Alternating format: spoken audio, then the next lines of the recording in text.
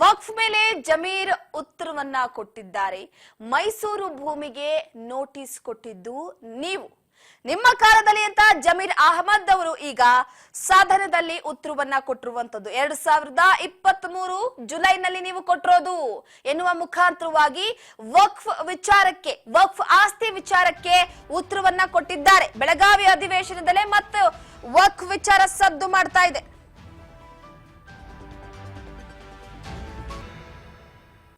S, Ashok ಮತ್ತು ಅರವಿಂದ್ ಬೆಲ್ಲದವರ ಮಾತಿಗೆ CM ಟಾಂಗ್ ಕೊಟ್ಟಿದ್ದಾರೆ.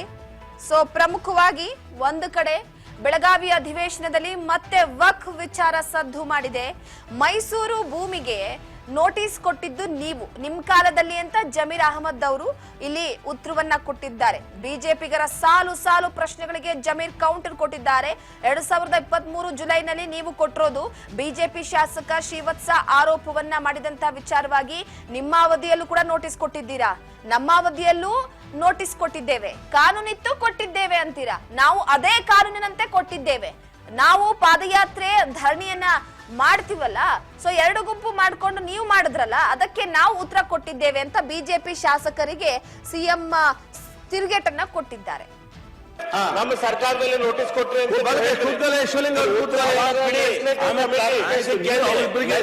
ಕಮಿಟಿಯಿಂದ ಆಗಿದ್ದ ಕಾರ್ಯದಿಂದ ಆಗಿದ್ದಲ್ಲ.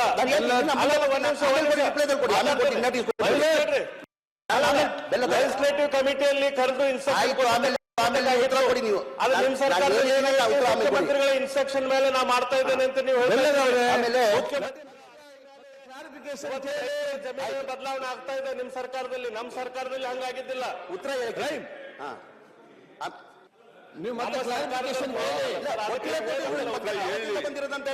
ಪರವಾಗಿ ಉತ್ತರ ಕೊಡ್ಲಿ, ಆಮೇಲೆ ಏನ್ ಕ್ಲಾರಿಫಿಕೇಶನ್ ಬೇಕು ನೀವು ಕೇಳಿ. ಅವರು ಉತ್ತರ ಕೊಡ್ಲಿಕ್ಕೆ ತಯಾರಾಗಿದ್ದಾರೆ.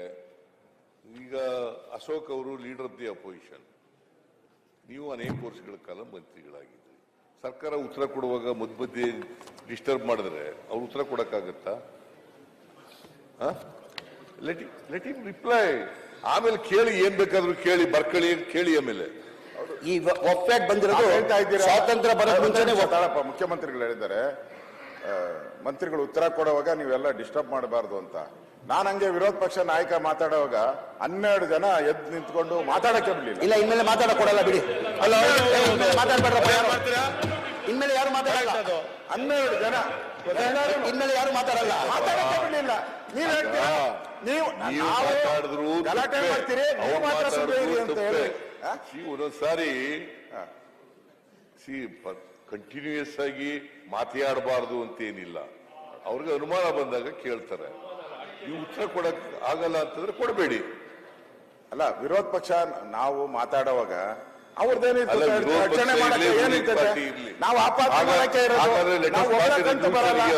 ವಿರೋಧ ಪಕ್ಷದವ್ರು ಮಾತಾಡುವಾಗ ಯಾರು ಯಾರು ಪ್ರಶ್ನೆ ಮಂತ್ರಿ ಕೊಡ್ಬೇಕು. ರೂಲಿಂಗ್ ಪಾರ್ಟಿ ಅವರು ಉತ್ತರ ಕೊಡುವಾಗ ಯಾರು ವಿರೋಧ ಪಕ್ಷದವರು ಮಾತಾಡಬಾರ್ದು ಅಂತ let us pass A resolution, let us take A decision in this house. ಅಲ್ಲ, ಹಂಗೆ ಆಗಲ್ರಿ, ಹಂಗ ಆಗೋದಿಲ್ಲ. ಅಲ್ಲ, ನಮ್ಗೆ ಹೇಳ್ತಾ ಇದ್ದೀರಲ್ಲ ನೀವು ಉತ್ತರ ಕೊಡಕ್ಕೆ ಮಾತ್ರ ತಗೋಬಹುದು. ನಾವು ಮಾತಾಡ್ತಾ ನೀವು ಡಿಸ್ಟರ್ಬ್ ಮಾಡಬೇಡಿ. ಹಾಗೆಲ್ಲ ಈಗ ಅವ್ರು ಉತ್ತರ ಕೊಡ್ಲಿ, ಅವ್ರು ಉತ್ತರ ಕೊಡ್ಲಿ. ಅಲ್ಲ, ಏನು ಕೇಳಲೇಬೇಡಿ ಅಂತ ಹೇಳಕ್ ಹೋಗಲ್ಲ. 3 ಜನ 4 ಜನ ಒಟ್ಟಿಗೆ ಎದ್ದು ನಿಂತ್ಕೊಂಡು ಕೇಳಿದ್ರೆ ಏನು 12 ಜನ ಉತ್ತರ 12 ಜನ ಎದ್ದು ನಿಂತ್ಕೊಂಡ್ರು ಮಾತಾಡಲ್ಲ. ಇನ್ಮೇಲೆ ಮಾತಾಡಲ್ಲ, ಬಟ್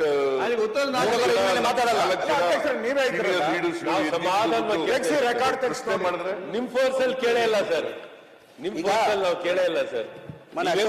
ರೆಕಾರ್ಡ್ ತೆಗೆದು ಮುಖ್ಯಮಂತ್ರಿಗಳು ರೆಕಾರ್ಡ್ಸ್ ತೆಗೆಸಿ ನೋಡಿ ಯಾರ್ಯಾರು ಡಿಸ್ಟರ್ಬ್ ಮಾಡಿದ್ರು, ಎಷ್ಟೇ ಜನ ಎದ್ದಿದ್ರು. ಇನ್ಮೇಲೆ ಮಾಡಲ್ಲ ಅಂತ ಬಿಡಿ, ಇನ್ಮೇಲೆ ಮಾಡಲ್ಲ. ನಮ್ದು ಹೇಳ್ತೀರಾ ನೀವು ಸಾವಧಾನವಾಗಿ ನಡ್ಕೊಳ್ಳಿ.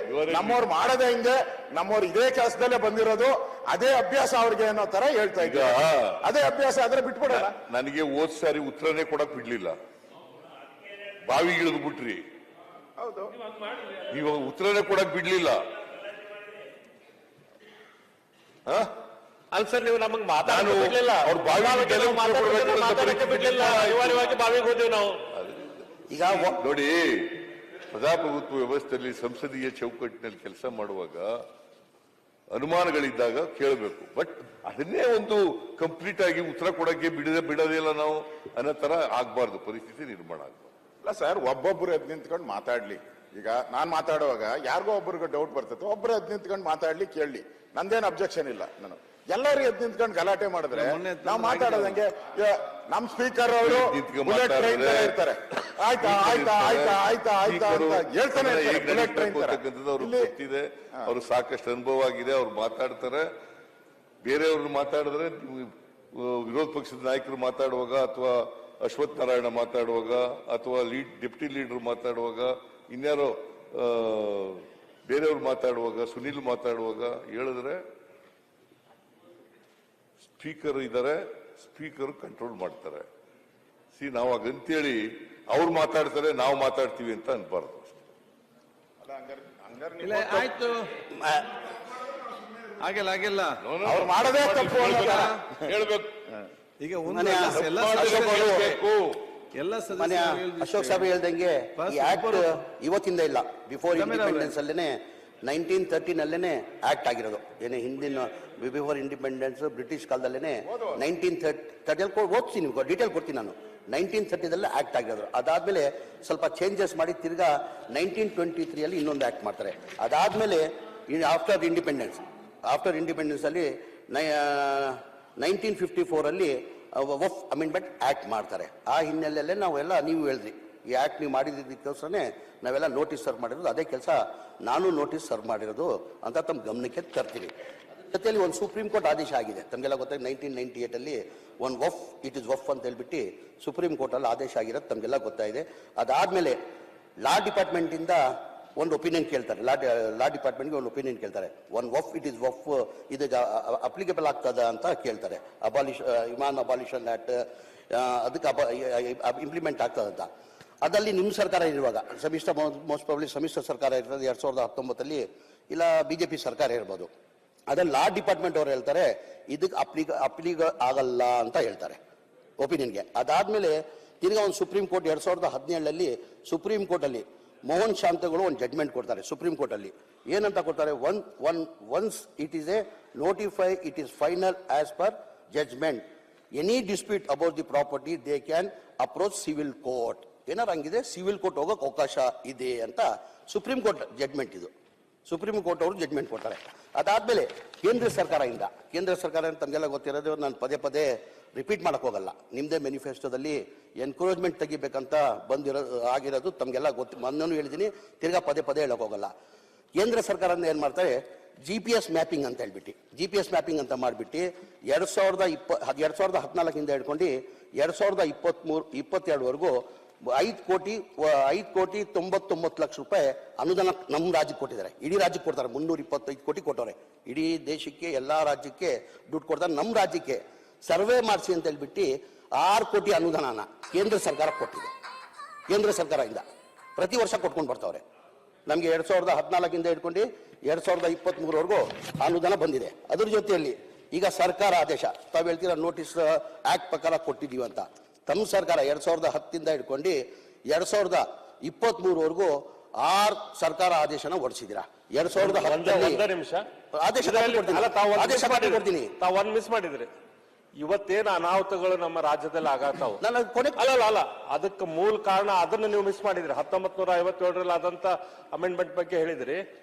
ರೆಹಮಾನ್ ಖಾನ್ ಅವರು ಮೈನಾರಿಟಿ ಮಿನಿಸ್ಟರ್ ಇದ್ದಾಗ UPA 2 ಮನಮೋಹನ್ ಸಿಂಗ್ ಸೋನಿಯಾ ಗಾಂಧಿ ಆಡಳಿತದಲ್ಲಿ ಏನು ಕಾನೂನದಲ್ಲಿ ವಕ್ಫ್ ಕಾನೂನದಲ್ಲಿ ಏನು ಬದಲಾವಣೆ ಆಯ್ತು, ಆ ವಕ್ಫ್ ಕಾನೂನದಿಂದ ದೊಡ್ಡ ಅನಾಹುತಗಳು ಶುರುವಾದವು. ಅದ್ರ ಬಗ್ಗೆ ನೀವು ಹೇಳ್ತಾ ಇಲ್ಲ. ಆ ಕಾನೂನಿನ ಬಗ್ಗೆ ಹೇಳ್ತೀನಿ, ಕೊನೆಗೆ ಬರ್ತೀನಿ ನಾನು. ತಮ್ಮ ಹಿಂದಿನ ತಮ್ಮ ಸರ್ಕಾರ ಇರುವಾಗಲೇ 6 ನೋಟಿಸ್ಗಳು ಸರ್ಕಾರ ಆದೇಶ ಮಾಡಿದ್ದಾರೆ. 2004/1/2010 ಸರ್ಕಾರ ಆದೇಶ ಕಾಪಿ ಇದೆ, ನಾನು ಕಳಿಸ್ತೀನಿ ನಾನು. ಸರ್ಕಾರ ಆದೇಶ ಮಾಡಿರೋದು ಏನಂತ ಮಾಡ್ತಾರೆ, updating revenue records of waqf properties, all deputy commissioners are directed to examine waqf records ಅಂತ ಒಂದು ಆದೇಶ ಮಾಡ್ತಾರೆ. ಯಾವಾಗ 4/1/2010 ಗೌರ್ಮೆಂಟ್ ಆದೇಶ ಹೌದು. ನಿಮ್ಮ ಸರ್ಕಾರ ಬಿಜೆಪಿ ಸರ್ಕಾರ, ಅವಾಗ ಮೋಸ್ಟ್ ಪ್ರಾಬಬ್ಲಿ ಯಡಿಯೂರಪ್ಪನೇ ಮುಖ್ಯಮಂತ್ರಿ ಆಗಿರ್ತಾರೆ ಆವಾಗ. ಅದು ಒಂದಾಯ್ತಾ. ಅದಾದ್ಮೇಲೆ ಇನ್ನೊಂದು 29/5/2010 ಇನ್ನೊಂದು ಸರ್ಕಾರ ಆದೇಶ ಹೊರಡಿಸ್ತಾರೆ. ಇನ್ನೊಂದು ಆದೇಶ ಅದನ್ನೆಲ್ಲ ಕಾಪಿ ಕೊಡ್ತೀನಿ ನಿಮಗೆ. ಏನಂತ direction issues by the chief secretary, direction to all DCs, SP ಯಾವ date? and 29/5/2010. 29/5/2010. Direction issues to the all chief secretary, direction to the all DCs, SPs and ACs, take step for removal, encroachment of waqf properties. ತಮ್ಮ ಆದೇಶ, ತಮ್ಮ ಸರ್ಕಾರ ಅಲ್ಲ ಆದೇಶ ಮಾಡಿರೋದು, ಕರೆಕ್ಟಾ? ಇದೊಂದು 2010 ಆಯ್ತು. 2011 ಇನ್ನೊಂದು ಆದೇಶ ಮಾಡ್ತಾರೆ ಸರ್ಕಾರ ವತಿಯಿಂದ, ಇನ್ನೊಂದು ಆದೇಶ ಮಾಡ್ತಾರೆ. Notice issue by regional commissioner Kalaburagi division, direction to Kalaburagi division DCs, ACs, tahsildar, protections of waqf properties ಅಂತ 2/4/2011 ಒಂದು ಸರ್ಕಾರ ಆದೇಶ ಹೊರಡಿಸ್ತಾರೆ. ಅದಾದ್ಮೇಲೆ 29/8/2020 ರೆವಿನ್ಯೂ ಡಿಪಾರ್ಟ್ಮೆಂಟ್ ಫ್ಲಾಗಿಂಗ್ ಮಾಡಬೇಕು. ಅದರ ಒಂದು ಖಾತಾ ಆದ್ಮೇಲೆ ಫ್ಲಾಗಿಂಗ್ ಮಾಡಬೇಕಾಗ್ತದೆ.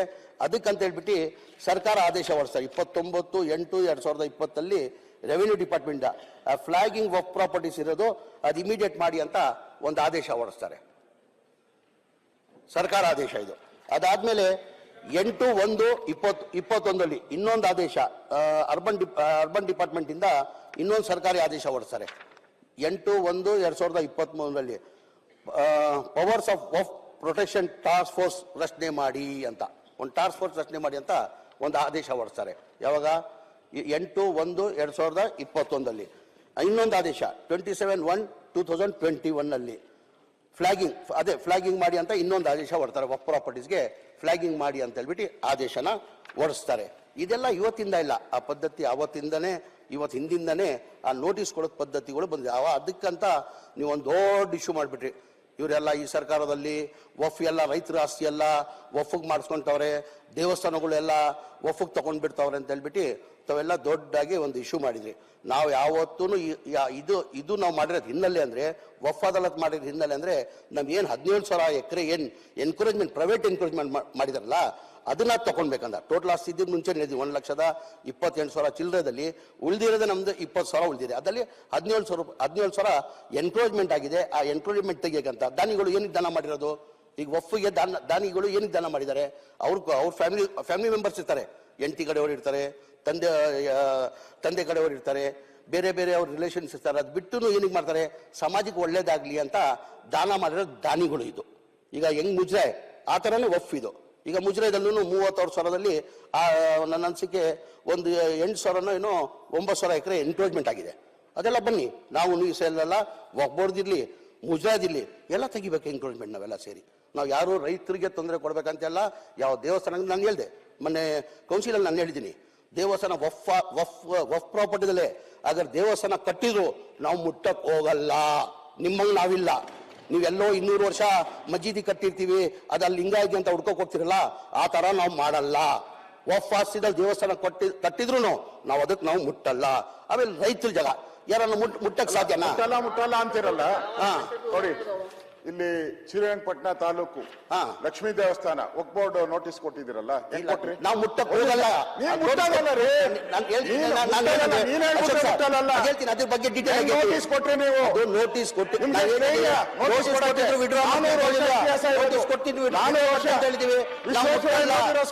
ಮಾಡ್ತೀವಿ. ಯಾರು ಮುಟ್ಟಕ್ ಆಗಲ್ಲ.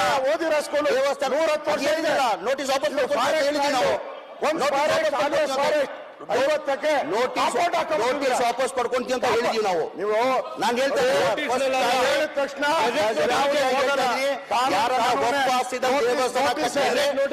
ಮುಟ್ಟಕ್ ಹೋಗಲ್ಲ, ಮುಟ್ಟಕ್ ಹೋಗಲ್ಲ. ಬಿಜೆಪಿ ಅವ್ರು ಮಾಡಿದ್ರು, ಬಿಜೆಪಿ ಅವರೆಲ್ಲ ನಾನು ಹೇಳ್ತಾರ ನೀವು ಕೊಟ್ಟಿರೋ ನೋಟಿಸ್. ಸರ್ಕಾರ ಮುಖ್ಯಮಂತ್ರಿಗಳು ಆದೇಶ ಮಾಡಿದ್ದಾರೆ, ಎಲ್ಲ ನೋಟಿಸ್ಗಳು ಮಾಡಿದ್ದಾರೆ. ಮೈಸೂರಲ್ಲಿ ಚಾಮುಂಡೇಶ್ವರಿ ಇದರಲ್ಲಿ 110 ಮನೆ ಕೊಂಡಿದ್ದಾರೆ. ಸ್ಪಷ್ಟವಾಗಿ ಹೇಳಿದ್ದಾರೆ, ಬಹಳ ಸ್ಪಷ್ಟವಾಗಿ ಹೇಳಿದ್ದಾರೆ. ಯಾರು ಸ್ಪಷ್ಟವಾಗಿ ಹೇಳಿದ್ದಾರೆ? ಒಂದು ವೇಳೆ ನಮಗೇನಂತ ಹೇಳಿಲ್ಲ ಸ್ಪಷ್ಟವಾಗಿ. ಪ್ಲೀಸ್ ಕೂತ್ಕೊಳ್ಳಿ, ಸೂಚನೆ ಹೇಳಿ. ಒಂದು ವೇಳೆ ದೇವಸ್ಥಾನಗಳಿಗೆ ನೋಟಿಸ್ ಕೊಟ್ಟಿದ್ರೆ ಈಗಾಗಲೇ ನಾನು ವಾಪಸ್ ತಗೋಬೇಕು ಅಂತ ಹೇಳಿದ್ದೀನಿ. ರೈತರುಗಳಿಗೆ ಕೊಟ್ಟಿದ್ರೆ ವಾಪಸ್ ತಗೋಬೇಕು ಅಂತ ಹೇಳಿದ್ದೀನಿ. ಇನ್ನೂ ತಗೊಳ್ಳದೆ ಹೋದ್ರೆ ತಗೊಳ್ತೀವಿ. ನಂಬರ್ 1. ನಂಬರ್ 2, ದೇವಸ್ಥಾನಗಳಿಗೆ ಅದು ವಕ್ಫ್ ಪ್ರಾಪರ್ಟಿ ಇದ್ರೂ ಕೂಡ ದೇವಸ್ಥಾನದ ಪ್ರಾಪರ್ಟಿಗೆ ದೇವಸ್ಥಾನ ಮಾಡ್ಕೊಂಡಿದ್ರೆ ಆ ಪ್ರಾಪರ್ಟಿಗಳನ್ನ ವಾಪಸ್ ತಗೊಳ್ಳಲ್ಲ.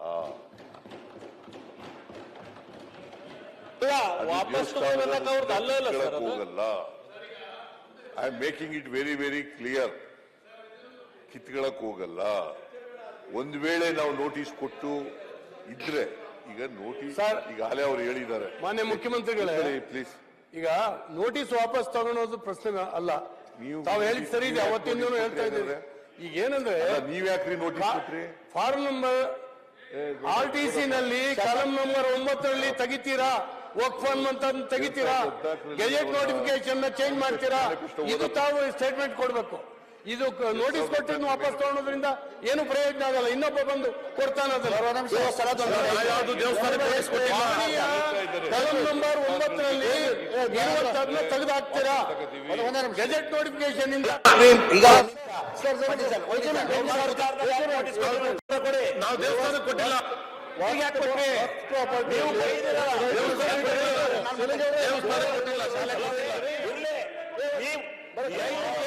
ಸರ್ಕಾರದಲ್ಲಿ